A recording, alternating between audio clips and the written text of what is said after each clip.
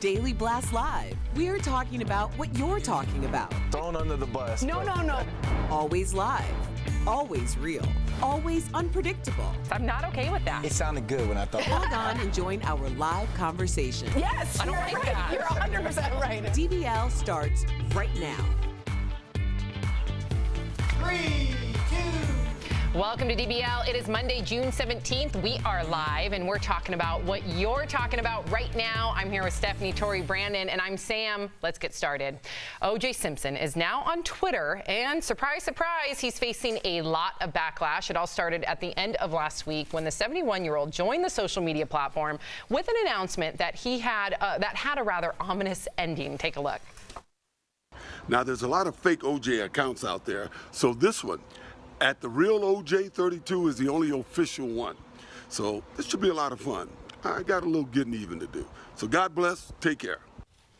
OJ wasted no time giving his thoughts and opinions about some of the biggest social media stars, the Kardashians. He shut down a long-standing rumor that he's secretly Khloe Kardashian's dad due to an alleged affair with her mom, Kris Jenner. Watch. Khloe, like all the girls, I'm very proud of, just like I know Bob would be if he was here. But the simple facts of the matter is she's not mine.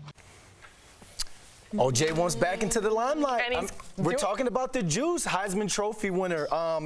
He's going to be a Hall of Fame running back if he's not already. Sideline reporter for CBS or ABC back in the day. So, he wants back in the limelight. Cool. Hold on, Tori. Okay. And I'm not defending this man by no means. What I'm defending is the fact that he's going to control his own narrative. Instead of doing E-News, instead of doing DBL, he's controlling the narrative by being able to push out the tweets on what's actually going on or his thoughts on how his life should be narrated from now on. And I appreciate that. I also want everybody to understand it's the 25th anniversary of a woman almost being decapitated. These people were brutally massacred, and the Goldman family and the Brown family have to deal with that. And when you have their alleged killer, who I believe did it. He was found now guilty. I agree. In but the judicial system that you back up, he was found now guilty. He was found guilty. That's a civil suit. He didn't do jail time for that. I understand that. You still have the evidence to add a civil suit. No, I know. But when you do that and you say, I have some getting even to do, it's not only a threat, it's creepy. So I ask everyone,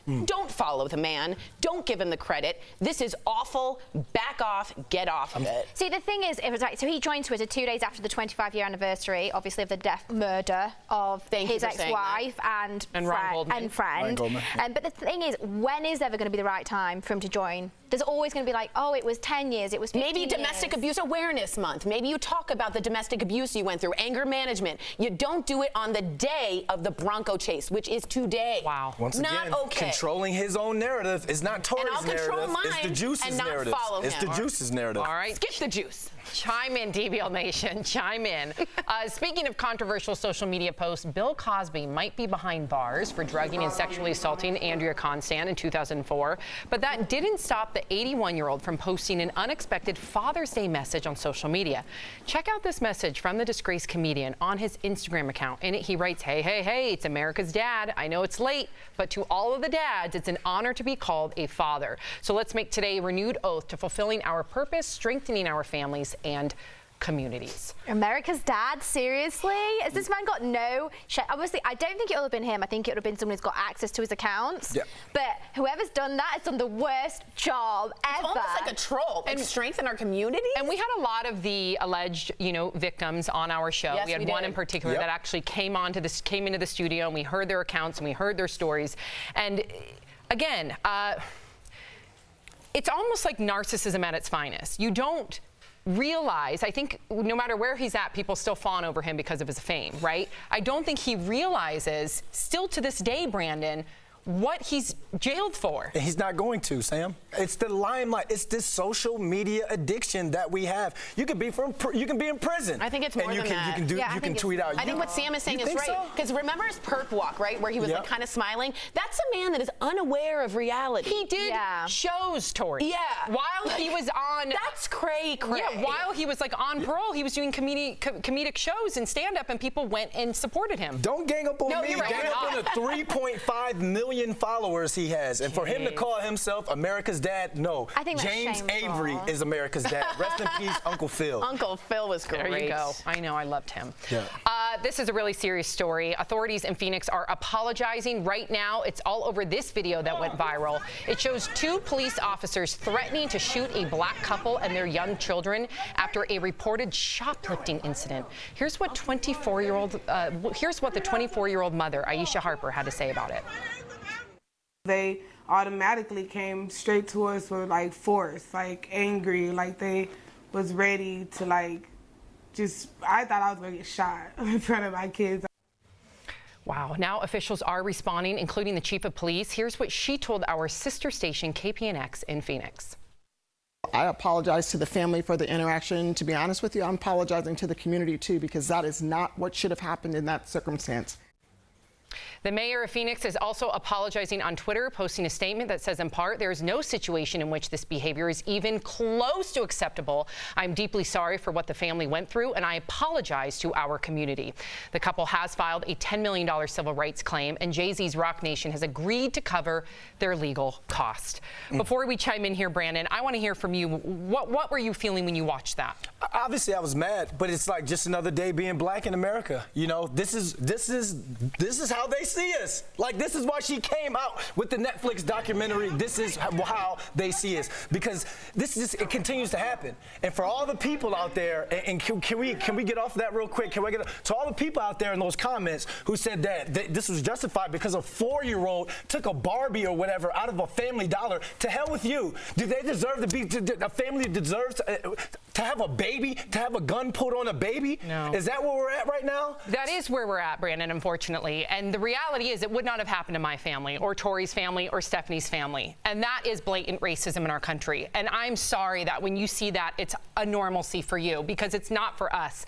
And I think it just highlights the cycle, because now that family is now, as we know, because if you listen to their full interview, they talk about how they can't sleep at night. Yeah. Their children witnessed it. So now you have greater distrust in police from that family. You have greater distrust in police probably from those kids when they grow up, rightfully so. Their entire community too. And how do we fix that? Because that is what is happening today. It doesn't mean that there's not good police officers. That's true. But we need to weed out the bad ones here. Right, and when you say that, ask me what the enforcement was for them. They're on desk duty. On desk duty, They should be fired immediately. They should have been fired. And Phoenix Police has an ongoing problem with racism. It's all over Facebook. 2 days ago, the New Times found out all of these horrible things. 4 of the people posting had killed someone in the community. I have their names, please. And I would like to read their names, because, again, not only should these 4 police officers not be on desk duty, not only should they be fired, but they also should be facing jail time. Absolutely. Because this is an egregious, this is an egregious form of brutality. And Christopher Meyer, Nicholas Welch, Agnes Milbourne, and Brian Herrick, you should have to suffer those consequences behind bars. The only people that should have been handcuffed that day after what you did to them, because that father was kicked after he was handcuffed, is you 4.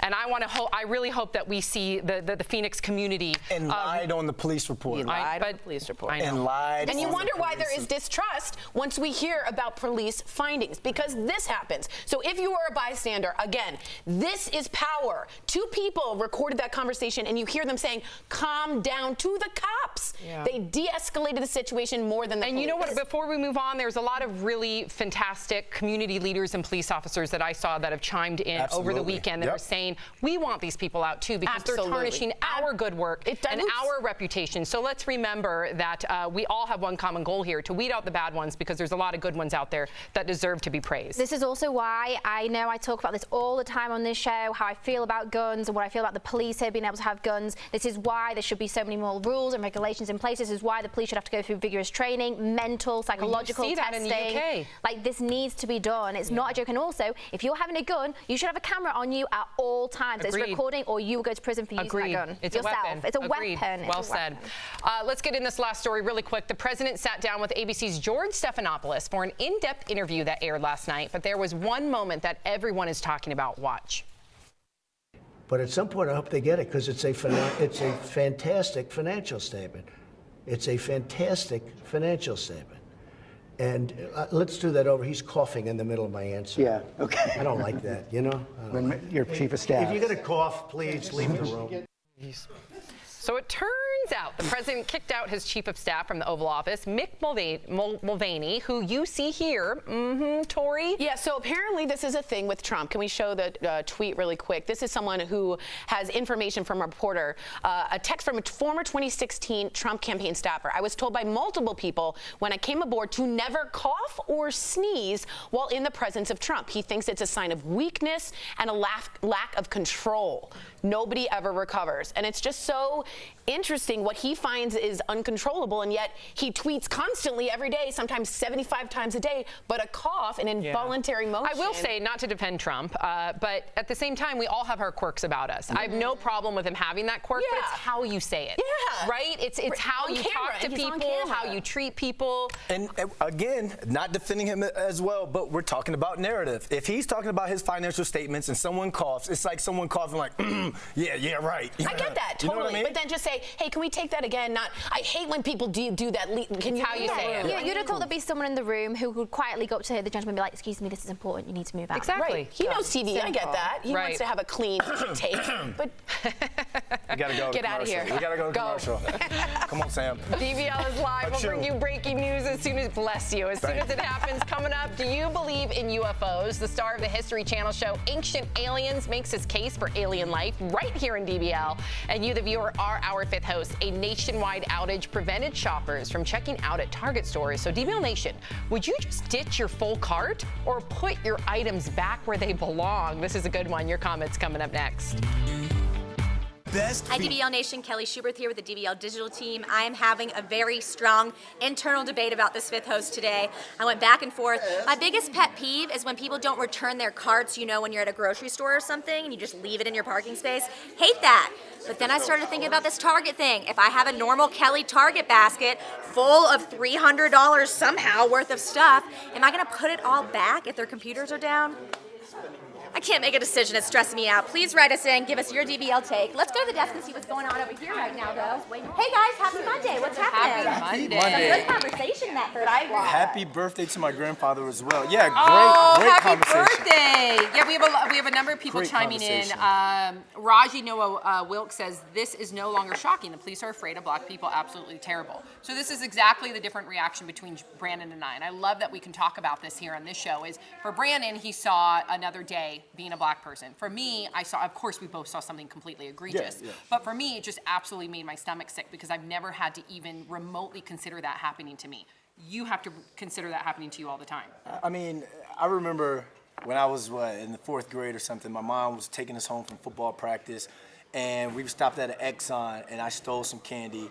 And she found out when I got home. She brought me all the way back to the Exxon. They didn't call the police or anything like that. But I wonder, just in that situation right there, had it been these two cops that answered the call, my mom would have had a gun put it in her face. And we didn't even talking about the lady having a baby in her hand. And that could have escalated quickly. If, God forbid, one of them decided to speak out in outrage, which I'm sorry, just because you're in a police uniform doesn't mean that you can abuse people and bully people. So let's say the person, the father did speak out because he knew that his rights were being violated in that moment.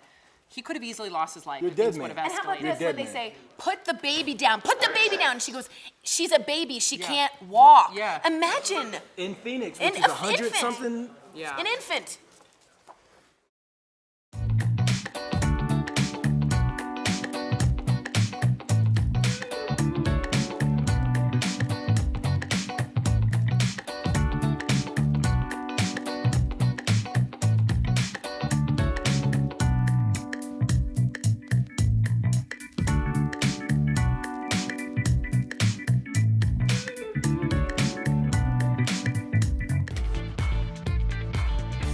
Welcome back to DBL. It's time for Fifth Host when we talk about what you're talking about. A nationwide register outage prevented Target shoppers from checking out in stores coast to coast this weekend. As you can imagine, that meant thousands of frustrated customers couldn't buy their products, and shoppers quickly took to social media to post images of long lines and abandoned carts like this.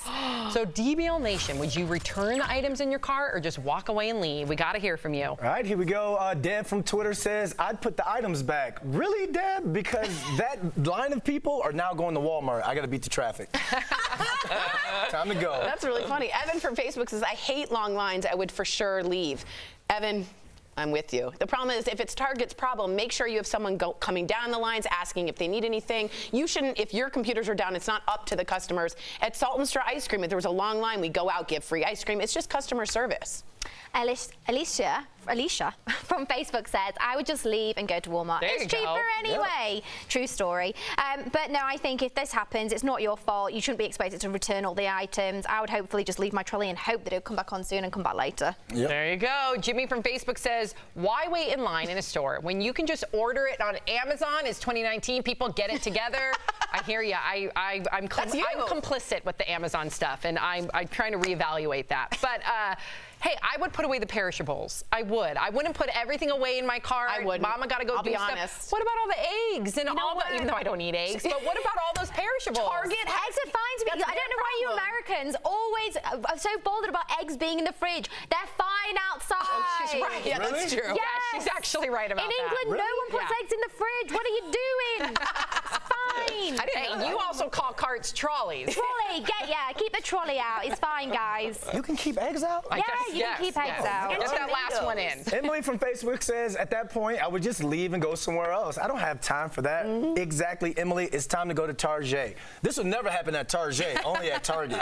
So get it together, Target. My mom wouldn't go into Target. She didn't know what it was. There wasn't one around there until I called it Target, and then she's like, I'm interested. See? And the credit card machines work too. Yeah. Yep. Hilarious. Wow. Donna from Facebook says, I would let them put my items back. Yeah. Ooh, Donna. I would too. All right. Are we bad for that? No. What about the perishables? You know what? They've got a lot of staff that now can't do the checkout, so I'm sure they can put the items back. Thank you. Our car is leaving in 5 minutes. If you're not in the car in 5 because you're still putting away the soy milk, then you're getting left. Got it. There you go. Fair enough. We are getting our first look at the West Side Story remake, where Calvi Nueva has the news at the moment. That's right, Sam. Get ready to see the Jets and the Sharks make a somewhat peaceful appearance together. Steven Spielberg's production company just released this cast photo. Rachel Zegler plays Maria, and Ansel Elgort is Tony. You have the Jets on your left and the Sharks on the right, and like the Broadway musical, it's set to take place in 1957, and Rita Moreno, a star of the original film, will also be part of the remake. Now, West Side Story opens in theaters December 18th, 2020. Thank you, Raquel. From Baby Driver? He looks like Tori's husband. I swear to God. That's very complimentary. That's why you're they look very similar. I'm ready. Just keep it about the movie, y'all. Okay, sorry. Ready for a bit of jet action, for sure. Narcissism going on over there. I love that. I was like, Jet. They didn't even hear you. I didn't hear you. He doesn't matter. No, I'm gonna Bingo. All right, coming up on DBL, we go one-on-one with the star of the History Channel show, Ancient Aliens. If you don't believe in extraterrestrial life, he might change your mind. Oof.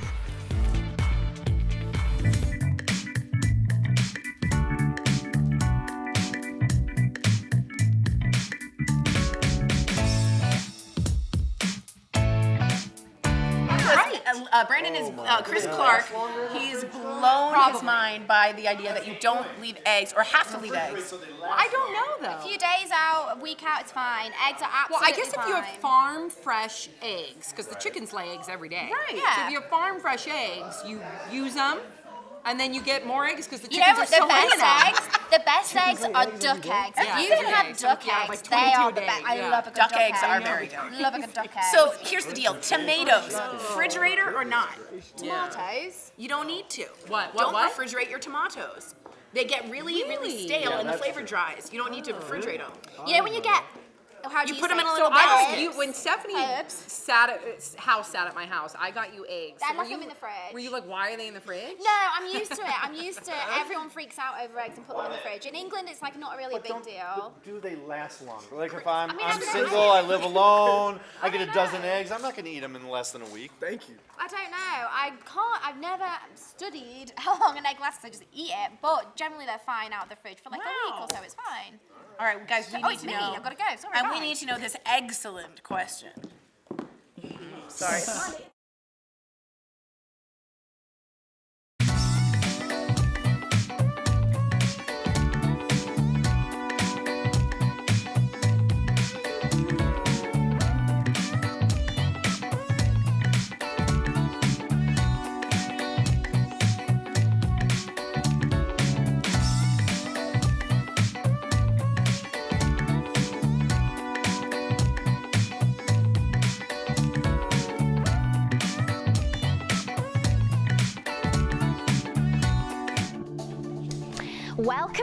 to DBL. Take a look at this video of a UFO taken by Navy pilots in 2015. I want to know, what do you think you can see? If you answered aliens, you're not alone. A new study says that more than half of Americans believe in alien life, me included. I love them.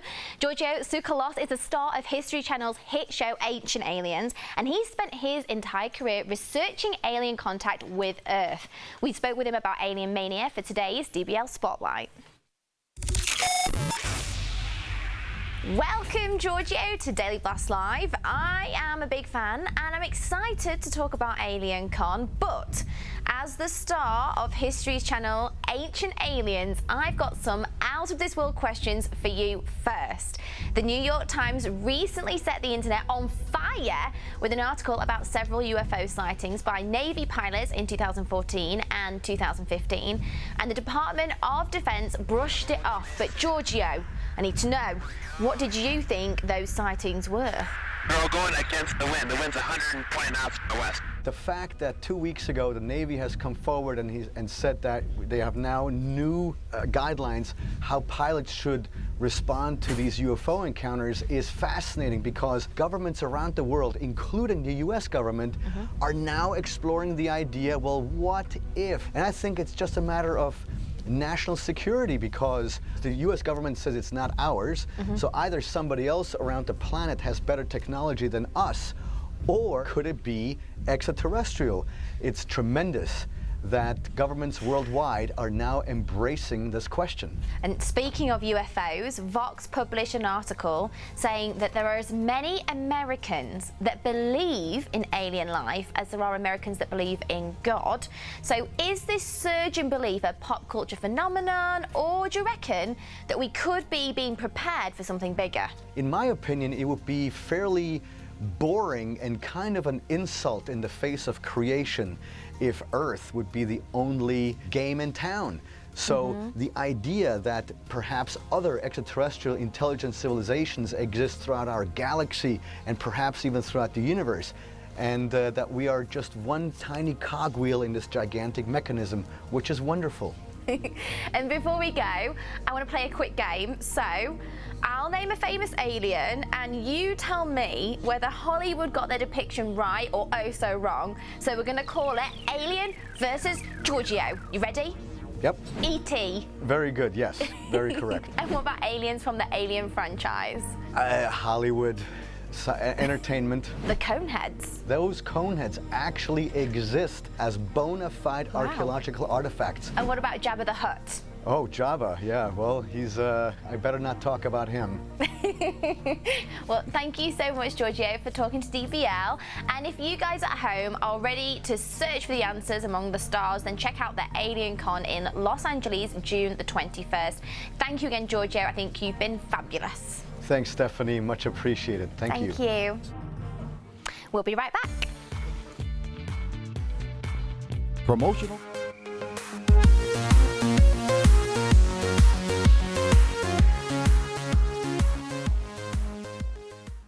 Hi, DBL Nation. Agent R here with your report on the new Men in Black International. So, is it worth seeing, or will you make me want to erase your memory? Well, the answer is no, not really. It's not spectacular, but it's still a good, fun time. Chris Hemsworth and Tessa Thompson do make the movie fun, and there is some good moments, but it's not the same magic as the original. This was made for a new generation to see, so you're not going to see any callbacks or unfortunate cameos from the originals. This is really its own standalone movie with kind of callbacks to the general plot, but not any actual players in it. So that said, if you were looking for that, you're not gonna get that. But if you have kids and this is their first time seeing Men in Black, I think they're gonna like it. They're gonna like the little creatures. It's their first time seeing a whole new set of aliens for them to go and love like we did. So I would say give it a chance if you have kids. Now, if you're going for the nostalgia, I think you might be a little bit disappointed because, like I said, it is its own movie with its own jokes, and Chris Hemsworth and Tessa Thompson kind of have their own movie together, Thor Ragnarok, and sometimes you get those moments and that chemistry that they had there, and you kind of forget that this is a new movie. It just feels like them in different outfits. But other than that, I would say I did laugh at some points, and there were some points that dragged on a little bit and there were plot holes. But overall, if you're just looking to have some mindless fun and you don't want to see a movie that's going to win an Oscar, because this isn't going to, I would say go see it. But I might be wrong. You might disagree with me. Let me know, and you can erase my memory next time.